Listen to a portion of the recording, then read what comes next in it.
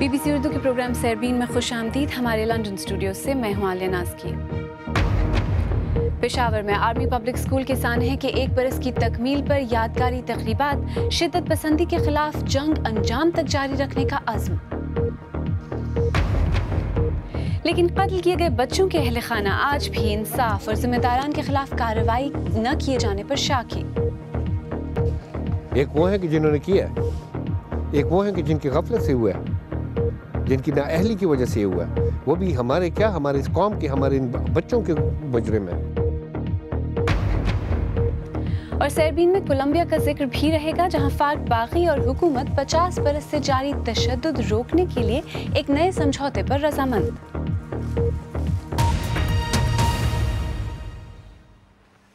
پشاور کے army public school پر حملے کو آج 1 سال مکمل ہوا. بچوں کے خلاف تشدد کے اس بدترین واقعے کی یاد میں مرکزی تقریب اسی اسکول میں منعقد ہوئی. اس حملے کے بعد جہاں ہلاک اور زخمی ہونے والے بچوں اور ان کے والدین کی زندگی تبدیل ہو گئی، وہیں حکومتی سطح پر بھی اہم پالیسیاں مرتب کی گئیں. آرمی پبلک اسکول پر حملے کے بعد پچھلا 1 سال کیسے گزرا اور کون سے سوال آج تک جواب طلب ہیں، ہمارے ساتھی عزیز اللہ خان نے ان پر ایک نظر ڈالی ہے. یہ کڑا سال رہا ان بچوں کے لیے جنہوں نے اپنے ساتھیوں کی لاشیں یہاں گرتی دیکھی. شدت پسندوں نے 1 سال پہلے آج ہی کے دن معصوم بچوں کو قتل کیا تھا. اسی جگہ دوبارہ تعلیمی سلسلہ شروع کرنا والدین اور بچوں کے لیے ایک بڑا امتحان تھا.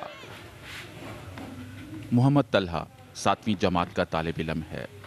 اسکول میں آنکھوں دیکھا تشدد کا واقعہ طلحہ کے ذہن پر نقش ہو چکا ہے. کلاس ہمارے بالکل سامنے ہی ہے، وہ جگہ، وہ فائرنگ کی آواز، وہ سارے ہمیں یاد رہتے ہیں. جب بھی کوئی فائر ہوتا ہے تو سب ڈر جاتے ہیں کہ پھر سے آ گئے. وہاں پہ جاتے ہیں، وہی ماحول، مطلب ایک سین آپ کے سامنے ہوتا ہے، ایک جگہ آپ کے سامنے ہوتی ہے، تو ڈیفینیٹلی وہ بچے کے ذہن کو بھی اور پڑھائی کو کسی حد تک متاثر کرتی ہے. آلموسٹ کہ 100 نہیں تو کم از کم 30-40% تو متاثر کرتی ہے. اور وہی میں کہہ رہا ہوں کہ وہی ان کے بیہیویئر میں بھی، خاص کر جو اسٹڈی کی بیہیویئر، اس میں فرق آیا ہوا ہے. غمزدہ والدین کے پاس اب بچوں کی یادیں ہی ان کا بڑا سہارا ہیں.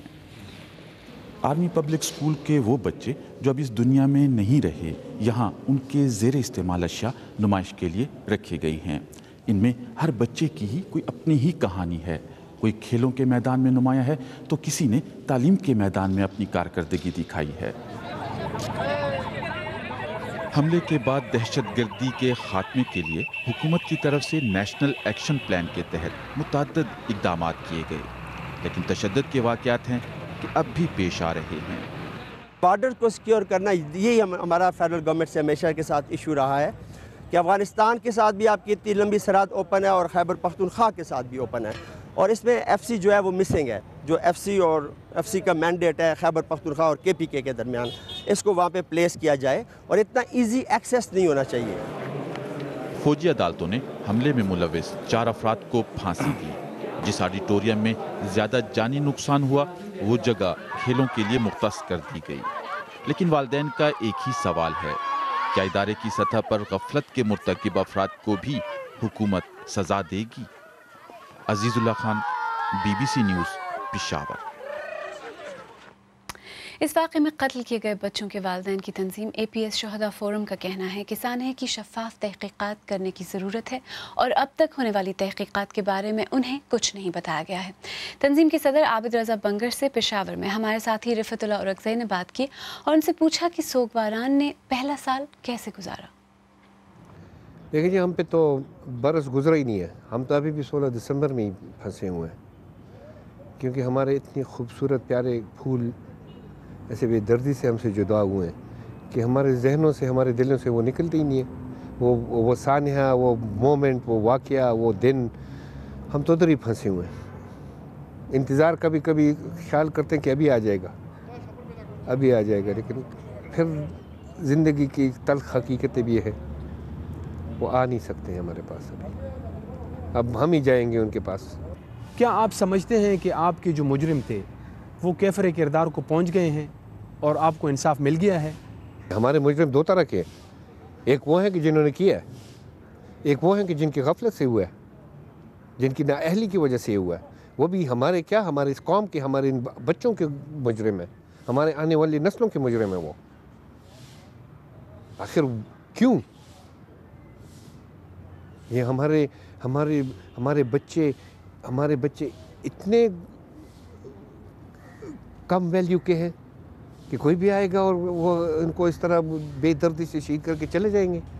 बंगश साहब, जो EPS वाक़ई की तफ्तीश है वो आप लोगों की तरफ से उस हवाले से काफ़ी बातें सामने आ रही है, तो क्या आप उसकी तफ्तीश से मुतमईन हैं? ये ठीक जा रही है? नहीं जी, हमें बताया ही नहीं गया। मैं तो आपको बताया कि कौन सी तफ्तीश। इत्तेमाद तो बात की बात है, हमें तो यही नहीं पता कि तफ्तीश हुई है कि नहीं हुई है और किसने की है। हमारे ये भी साथ बताता चलूँ, यहाँ पे वालिदैन को बुलाया गया था, वहाँ पे एक कुरान ख़त्म KPK गवर्नमेंट ने रखे, जिसमें चेयरमैन साहब भी आए थे PTI के। उन्होंने साफ कहा कि जी जब तक फेडरल गवर्नमेंट और पाकिस्तान आर्मी एक पेज पे नहीं होगी हम ये इंक्वायरी नहीं करा सकते। अब इसका क्या मतलब है ये आप उनसे पूछिए। जो शोहदा के वालिदैन हैं उनका सबसे बड़ा मुतालबा क्या है? इसमें कौन सी बुरी बात है कि हम कहें कि जी इन शहीद बच्चों के नाम पे यूनिवर्सिटीज़ बने? क्या ये इनका हक़ नहीं है? क्या हमारा हक़ नहीं है? और वो भी इसलिए कि ये तालीम आम हो इसमें, इस मुल्क में। अगर हम कहते हैं कि जी इन बच्चों के नाम पे मॉन्यूमेंट्स बने हर सूबे में, इसमें कौन सी बुरी बात है? अगर हम कहें कि जी हमारे बच्चों को प्रॉपर रिकग्निशन दो, उनको हाईएस्ट गैलेंट्री अवार्ड दो सिविल। आबिद रज़ा बंगर से रिफ़तुल्लाह उरगज़ई ने बात की। और यहाँ बरतानिया के शहर बर्मिंघम में मुक़ीम नोबेल इनाम याफ्ता मलाला यूसुफ़ज़ई से हमारे साथी आदिल शाहज़ेब ने इसी वाक़े के तनाज़ुर में ख़ुसूसी मुलाकात की और उनसे पूछा कि क्या उनकी नज़र में पेशावर आर्मी पब्लिक स्कूल के साने है कि एक बरस बाद भी पाकिस्तान के स्कूलों के बच्चे महफूज हैं। उस अटैक के बाद जिसमें 132 बच्चे शहीद हो गए, उसके बाद हुकूमत एक हो गई, सारी पार्टियां एक हो गए और ऐसा लग रहा था कि अब मुल्क में एक इत्तेफाक आएगा और नेशनल एक्शन प्लान भी इंट्रोड्यूस हुआ। लेकिन वो सिर्फ़ वो फोकस ये था कि हम सिर्फ दहशतगर्दों को मारेंगे और भी कुछ हम यानी मदरसों में हम उसको रजिस्टर कराएंगे। लेकिन उसमें जो अहम चीज़ मिसिंग थी वो तालीम है। उन्होंने तालीम पर को इतनी तवज्जो नहीं दी, क्योंकि अगर हम चाहते हैं कि हमारा मुस्तक़बिल उसमें हम रोशन ख़याली पैदा करें, उसमें हम सब्र और बर्दाश्त का पैगाम दें, उसके लिए ज़रूरी है कि हम तालीम हम उनको आलात और हम उनको मायारी तालीम दें। मतलब नेशनल एक्शन प्लान आपके ख़्याल में उस पर उस तरह अमल नहीं हुई जिस तरह होनी चाहिए थी और उसमें तालीम भी एक लाजमी जुज़ उसका होना चाहिए था। उसकी 20 नुकात थे और उनमें से तालीम बिल्कुल शामिल नहीं था। आप उसमें वो तालीम का लफ्ज़ नहीं देख सकते। अच्छा, इस तमाम अरसे में जो हुकूमत और अस्करी क़यादत की जानिब से जो हिकमत अमली अपनाई गई, जिसमें शिद्दत पसंदों को सज़ाए मौत दोबारा उन्होंने मुतारिफ़ कराई, तो आपके ख़्याल में क्या वो ठीक हिकमत अमली थी शिद्दत पसंदी को ख़त्म करने के लिए? मैं तो यानी वो एक्सपर्ट नहीं हूँ इस फील्ड में, लेकिन मुझे इतना ज़रूर पता है कि आप लोगों को एजुकेट कर सकते हैं। आप अगर एक शख्स इसमें कामयाब हो रहा है कि वो लोगों को इतने बुरे ख़यालात दे रहा है, वो लोगों को रेडिकलाइज़ कर रहा है, तो आप उसको अच्छी तालीम भी दे सकते हैं। आप उसको अमन और सही जो इस्लाम का माना है, आप उसका वो पैगाम भी आप वो दे सकते हैं। तो मेरे ख़्याल में अल्टरनेटिव्स हैं। Killing them is not the only solution to all this.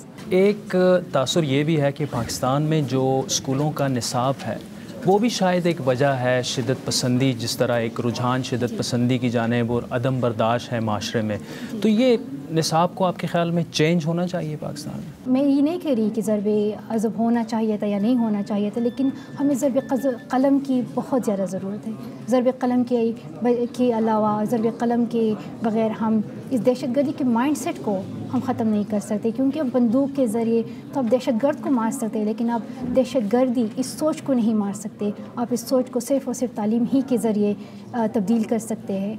अच्छा, दुनिया भर में अब जो कुछ हो रहा है, स्पेशली आलम इस्लाम के हवाले से, और पेरिस अटैक्स के बाद कैलिफोर्निया में जो फायरिंग के वाक़यात हुए, इस्लामोफोबिक अटैक्स बढ़ गए हैं, और फिर डोनाल्ड ट्रंप का जिस स्टेटमेंट आई है कि मुसलमानों को बैन कर देना चाहिए अमेरिका पे, क्या पैगाम है आपका डोनाल्ड ट्रंप के लिए?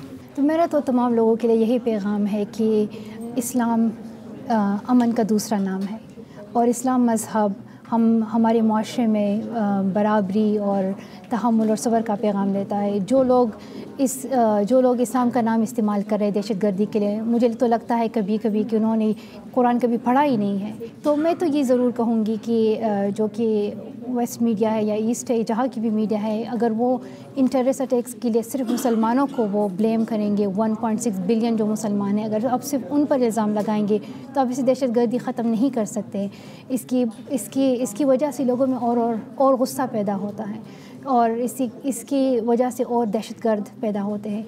तो बजाय इस बुरे इस गुस्से से हम इस सोच को ख़त्म नहीं कर सकते। हमें चाहिए कि हम अमन का पैगाम फैलाएं, इसी के थ्रू हम टेररिज्म को ख़त्म कर सकते हैं।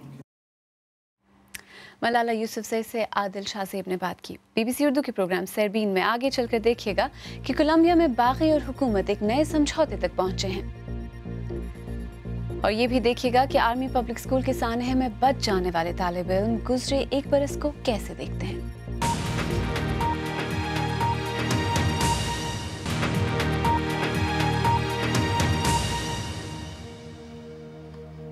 BBC उर्दू के प्रोग्राम सरबीन में एक बार फिर खुशामदीद। मैं हूँ आलिया नाज की।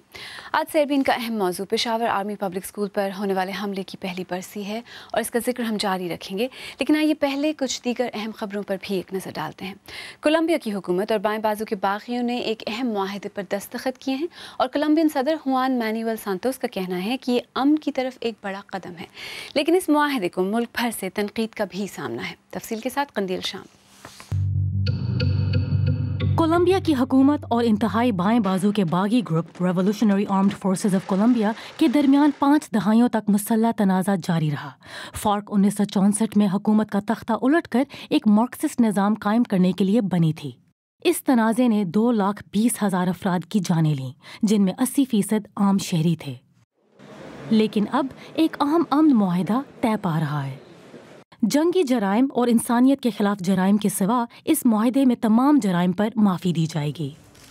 अमन मुज़ाकरात 3 साल से जारी हैं, लेकिन अब सदर हुआन मैनुअल सांतोस ने कहा है कि कोलंबिया में अमन की घड़ी आ गई है। कहीं भी अमन के क़याम के लिए इंसाफ और अमन के दरमियान तवाज़ुन कायम करना सबसे पेचीदा काम होता है।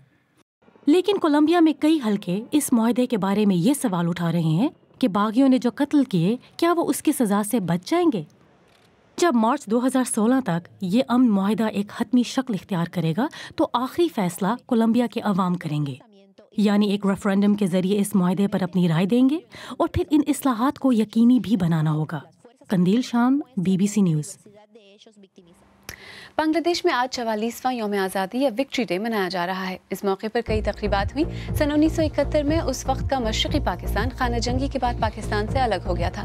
बांग्लादेश में आज इस मौके पर 1971 से मुतल्लिक़ एक वीडियो गेम का इजरा भी हुआ है। इंडिया के दारकूमत दिल्ली में आलूदगी कम करने के लिए सुप्रीम कोर्ट ने अपने एक तारीखी फैसले में 1 मार्च से डीजल पर चलने वाली गाड़ियों के रजिस्ट्रेशन पर आर्जी पाबंदी लगा दी है। ये पाबंदी 2000 सीसी से बड़े इंजन वाली डीजल SUVs और दीगर गाड़ियों पर लगाई गई है।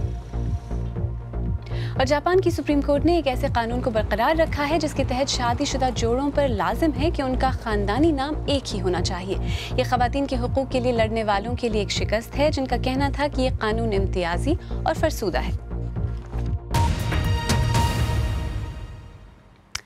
आइए अब एक बार फिर पेशावर में आर्मी पब्लिक स्कूल पर हमले का जिक्र करते हैं, जिसने पूरे पाकिस्तान को हिलाकर रख दिया था। 1 साल गुजरने के बाद भी हमले से मुतासिर बेशतर तालिब इल्म खौफज़दा हैं।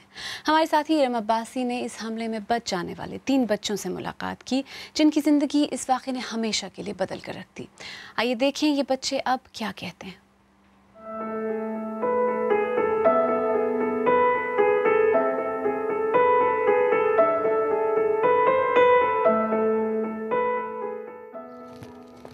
मैं Malik Hassan Tahir army public school में पढ़ता हूँ और मैं भी उस अटैक में मौजूद था और मेरे भाई वहाँ पे शहीद हो गए थे। मैं इधर ये ऑडिटोरियम में ही बैठा हुआ था तो पीछे से फायरिंग की आवाज़ें आई हैं और फिर 2-3 मिनट बाद दरवाज़ा टूटा है और फायरिंग शुरू हो गई है। जब मैं वहाँ से दरवाजे से भाग रहा था तो मुझे राइट लेफ्ट पे जो 2 बच्चे थे वो पीछे मुड़े, तो एक को माथे पे गोली लगी तो उस पे हुआ, दूसरे को सर पे लगी। तो जिस वक्त उसको गोली लगी सारा खून मेरे ऊपर आया, तो उस वक्त मुझे एकदम हुआ था और वो नीचे गिर गई। کہ اب مجھے بھی لگ جائے گی، یا اس وقت ایک دم ڈر شروع ہو گیا. لیکن جب ادھر سے باہر نکل گیا ہوں، بچ گیا ہوں، مجھے سے ہو گیا کہ میں سیف ہو گیا ہوں. کسی طرح بس ادھر سے نکلوں کہ امی ابو کے پاس پہنچ جاؤں. اور بھائی کی پھر میں آڈیٹوریم سے جس وقت نکل گیا اس کے بعد مجھے بھائی کی وہ رہی کہ وہ بھی نکل آئے. پھر بعد میں مجھے ان کا سارا شروع ہو گیا کہ وہ اندر کیوں رہ گئے ہیں، وہ بھی باہر آ جائے. تو پھر یہ ہوپ تھی کہ کافی بچے وہاں سے نکل رہے تھے، میں جس طرح نکل گیا کہ وہ بھی کہیں نکل کے کہیں چلے گئے ہوں گے، کسی دوست کے گھر چلے گئے ہوں، کہیں ہاسپٹل اپنے آپ کو بچا لیا ہوگا. لیکن نہیں پتہ تھا کہ ان کو لگ جائے.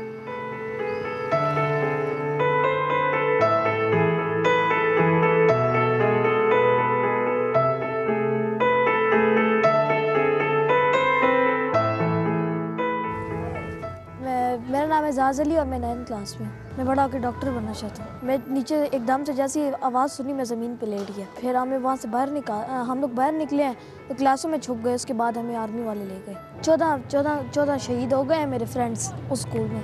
14 پہلے مجھے فیل کرتا تھا کہ وہ لوگ پھر آ جائیں گے نا ہمارے اسکول میں، لیکن پھر ہمیں بعد ابو نے شفٹ کیا. ابھی ویسے نہیں لگتا.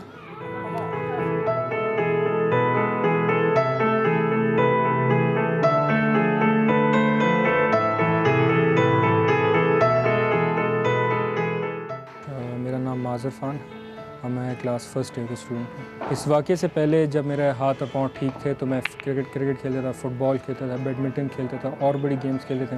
اسکول میں اکثر کمپٹیشن ہوتے تھے جس میں رننگ تھی، باسکٹ بال تھا، یہ سب کچھ کرتا تھا.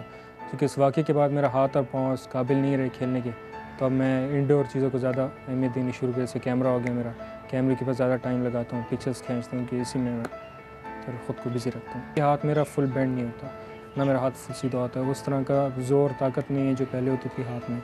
پرابلم یہ ہے کہ میں اسی ہینڈ سے لکھتا ہوں، میں لیفٹ سے ہی لکھتا ہوں. ہاتھ میں مجھے 3 بلٹس لگی تھیں، 3 ایک ہی جگہ پہ لگی تھیں. ٹھیک ہے، وہ جا کے سیدھا جوائنٹ کو لگی تھیں.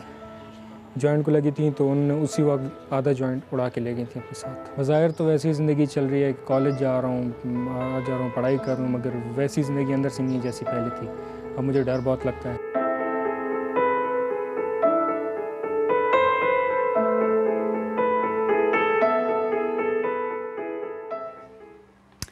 آرمی پبلک اسکول پر حملہ اب بھی بچوں کے ذہنوں پر نقش ہے. اگر آپ چاہیں تو مجھ سے اور ہماری ٹیم کے دیگر ساتھیوں سے ٹویٹر پر بھی رابطہ کر سکتے ہیں. میرا ٹویٹر ہینڈل ہے @عالیہ نازکی. اس کے ساتھ ہی سربین اختتام کو پہنچا. عالیہ نازکی کو اب اجازت دیجیے.